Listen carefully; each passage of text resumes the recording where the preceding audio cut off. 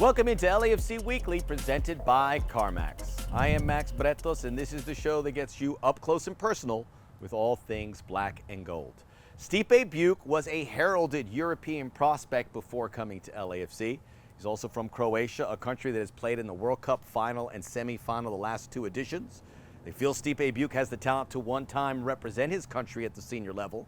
In the meantime, the black and gold swooped into Europe and brought him back to MLS. We go one-on-one with Stipe Biuk, presented by Flex. And another first-time LAFC goal scorer.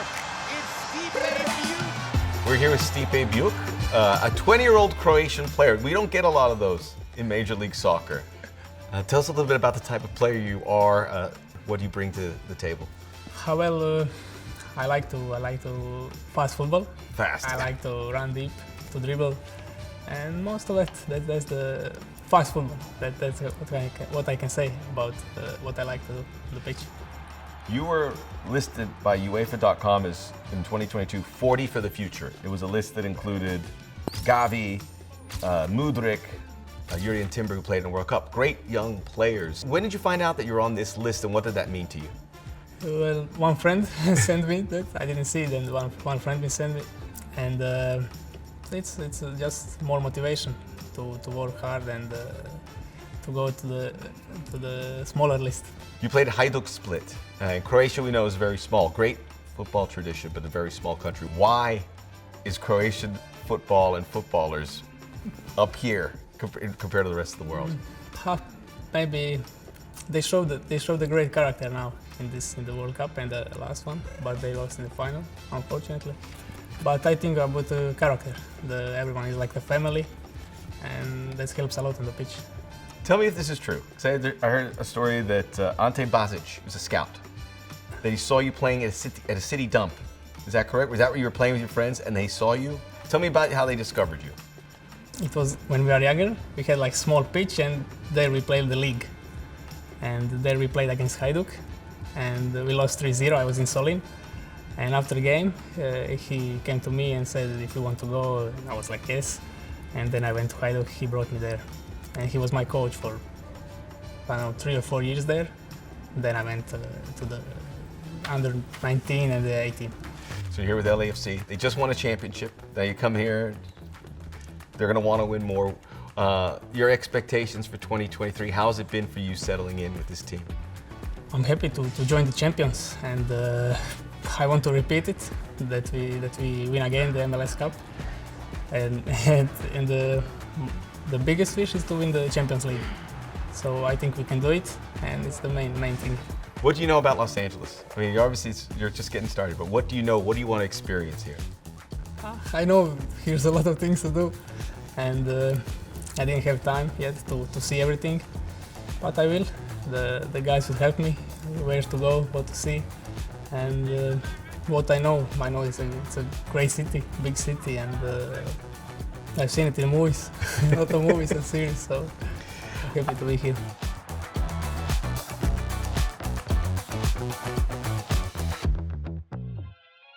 Coming up on LAFC Weekly, presented by CarMax. From the academy to the first team, LAFC co-president and general manager John Thorrington takes us through the developmental aspects of the black and gold.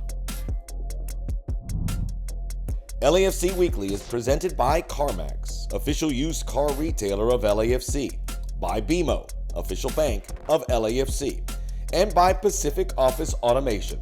Problem solved.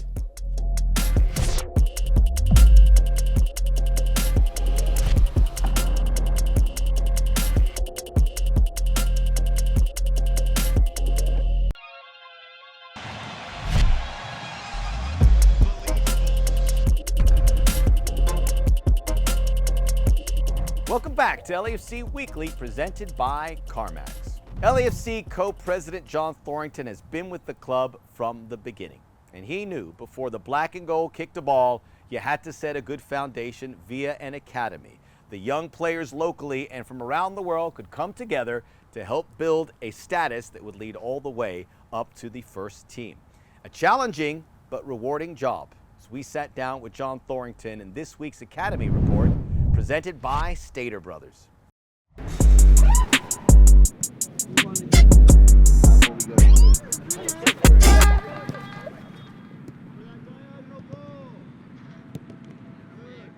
Here with John Thorrington to talk about MLS Academy. From the very beginning, there has been an academy for LAFC, and you had visioned how it would look like it is today, where you have LAFC 2 and you have a pathway. Starting back then, what were the discussions like to make sure you said, we have to start this organically so that it can lead to something bigger? Yeah, that was one of the first decisions we made, which was to create an academy team 2 years before our first team ever kicked the ball. And discussions and the analysis as to how we would come into the youth landscape here were very thorough and deliberate. And the way what we decided to do was to start with one under-12 team. We feel that no matter whether you're a part of our academy or another academy or don't play at all, that the presence of LAFC should be good for the landscape here. We did not feel right coming in and then by definition taking players from other clubs. And so we decided to start organically from the bottom with a group of under-12s in 2016, two of whom I believe are still with us, both of whom have signed professional contracts in Eric Duenas and Brian Moyado. And it's interesting, I'm watching our players in GA Cup right now. That was the first real competition that our 12s had back in 2016. And to think what the academy now has achieved in all of the national team players and the homegrown signings and the recognition that they have earned through the build out, and that's thanks to all of the academy staff from day one. It's really incredible to see the growth of it, and now you have opportunities at MLS Next Pro for players to start their professional careers as well. It's been incredible, and I think with that very thorough that decision-making process, I think helped build what we think of in LA, which is a club that's very connected into the community, in the youth landscape as well. And I think what we tried to do was to partner with the existing clubs rather than have it be a zero-sum game. I'm a firm believer that if it's us fighting against our neighbor, then what chance have we got against beating Germany and Spain and what have you? So we tried to come in with that perspective and mindset to really grow the game across as many clubs as possible in LA. So that decision for us started with that under-12 team. So you mentioned the under-12. Obviously, we have the LAFC first team. You mentioned MLS Next Pro. We've discussed that. There is a gap in between. So the partnership with Real SoCal and so many things done over the last few years. What was the vision to fill that space to make sure that there was all connected? Yeah, so I think for us, the ideal would be that players, and it's very difficult to achieve this in Los Angeles as I experienced myself as a kid. The ideal would actually be to have kids not spending 2 hours in cars, and actually spending that 2 hours kicking the ball against a wall or playing in the streets with their friends and what have you. So the idea of Real SoCal is to partner, as I mentioned earlier, with a really strong club who wants to be a part of this professional pathway for their players and their communities, and it increases our scale for sure. But for us, as much as it helps us in terms of talent identification, Nathan Ordaz is one example, player who came from then Real SoCal, now LAFC SoCal Youth, but to partner with the people that understand what LAFC are trying to do, and which is the furthest thing from the zero-sum game where we win, you lose. That's not good for the landscape at large. We want this to be the most competitive landscape, and anything we can do to build up these other clubs to make it more competitive for our academy, to increase the level of talent in LA, will only benefit LAFC and US soccer in general. What is that level of talent? Because I think everyone looks at LA and go, here's the hotbed, and we say maybe the next Lionel Messi's there, but in reality, with you drive around Los Angeles, everyone's playing soccer in every part of town. What is that talent like? What have you seen that gives you optimism for where it can go? Yeah, I think a couple things. One is the barrier of cost has now been removed. So a lot of players when I was growing up couldn't afford to get to the tournaments, they couldn't afford the fees. It's some fantastically talented players who weren't really given that opportunity. Now, due to the generosity of our ownership, there is not a dollar paid by a family or a player at LAFC Academy to compete. So I think that's one, is then that just opens up the funnel now where it might have been restricted on a pay-to-play model, whereas now we're getting and trying to capture as much of our talented pool of players as we possibly can. And then secondly, I think it's then providing them the right resources, coaching, performance psychology, conditioning, nutrition, all of the things maybe not done, and intentions are not done at the level of the first team because we want it to be aspirational, but then combining all of these things where you come here on a weeknight and they're under the lights here on these beautiful fields at Cal State LA, and they are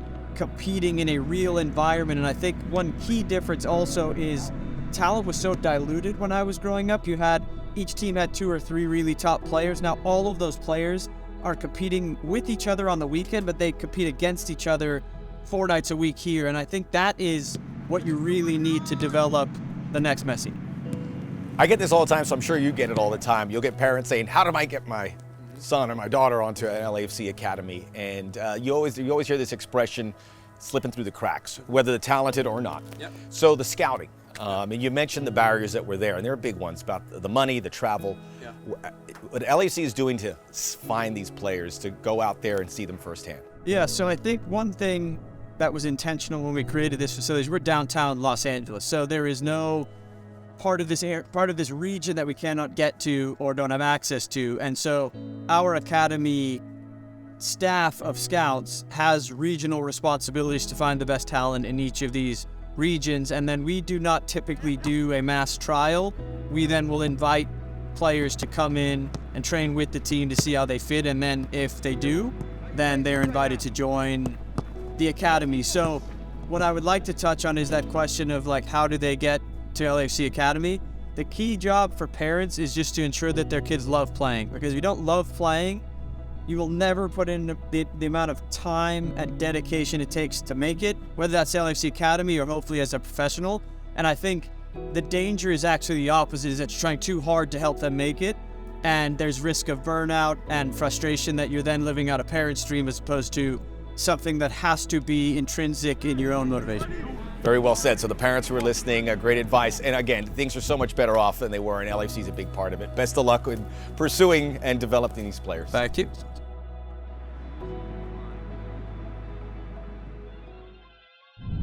Coming up on LAFC Weekly, presented by CarMax, we relive every penalty kick from the 2022 MLS Cup Final.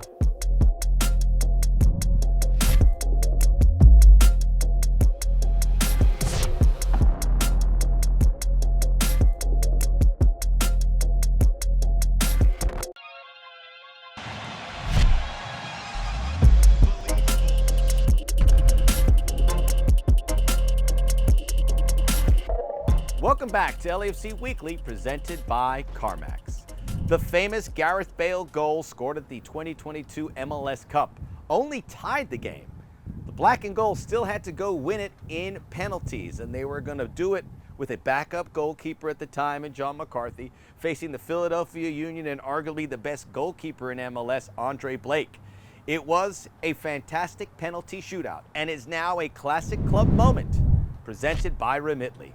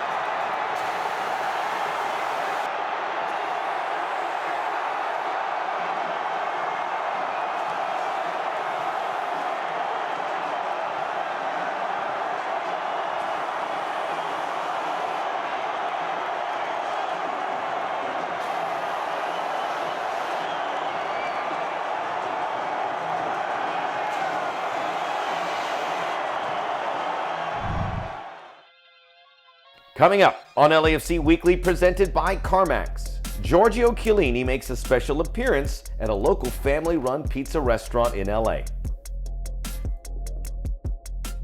LAFC Weekly is presented by CarMax, official used car retailer of LAFC, by BMO, official bank of LAFC, and by Pacific Office Automation. Problem solved.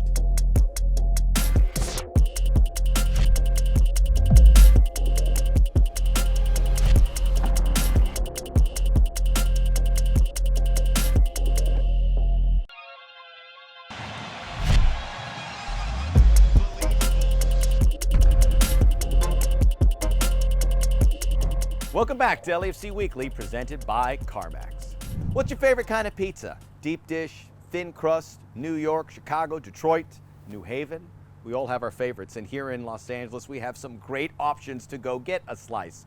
Vanello's Pizza in San Pedro is one of them, and our Giorgio Chiellini, the Italian defender, probably knows a good pizza in his day, made the visit down there, and the place went bonkers. Giorgio Chiellini, down at Vanello's, is this week's Community Report.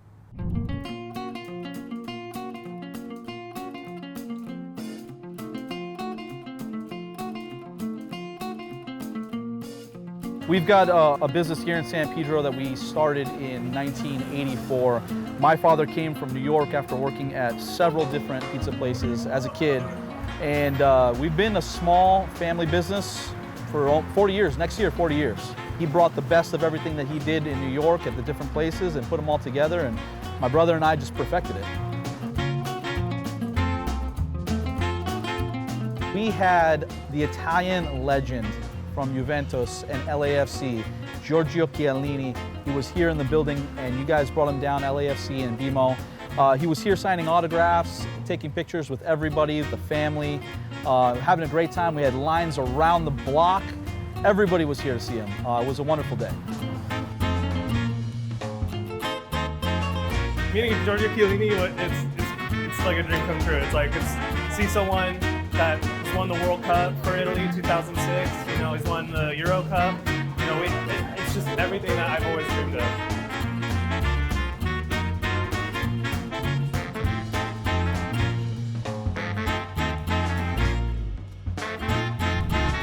That's all the time we have for this week's LAFC Weekly, presented by CarMax. Remember, great time to stay engaged with the club as they look to pursue another MLS Cup. Until we meet again, this is Max Breto saying, go black and gold.